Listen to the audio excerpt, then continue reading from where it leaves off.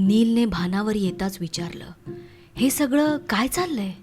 दीप्ती आणि अर्पिता सुद्धा गोंधळलेल्या अवस्थेतच होत्या. अर्पिता सावरून म्हणाली, विहान म्हणाला होता, we are still in the experiment. Neel, Deepti, जास्त प्रश्न विचारू नका, माझ्या मागोमाग चला.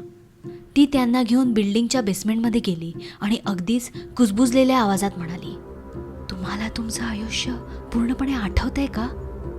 त्या दोघांनीही नाही अशी मान डोलावली. अर्पिता पुढे म्हणाली, आपण अजूनही एक्सपेरिमेंटमध्येच अडकलो आहोत. ते आपले कोर मेमरीज आणि ड्रीम्स ॲक्सेस करून रिसेट करतायत. They are making human robots. दीप्तीने विचारलं, पण का? फॉर द वेपन्स, नील म्हणाला. सर, VHND 0304 आणि 05च्या प्रोग्रॅममध्ये गडबड आहे. न्यूरल नेटवर्क वारंवार ब्लिंक होतंय. तिथे एका हुडी घातलेल्या माणसाने जोरात टेबलवर हात मारला. एक काम कर, विहानचं टर्मिनेशन प्रोटोकॉल ॲक्टिवेट कर.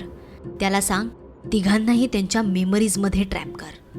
त्यानंतर तो माणूस रागाने एका ग्लास कंटेनरच्या दिशेने गेला आणि त्यावर जोरात हात मारून म्हणाला, हा bloody Bhaskar, how did you lock your memories?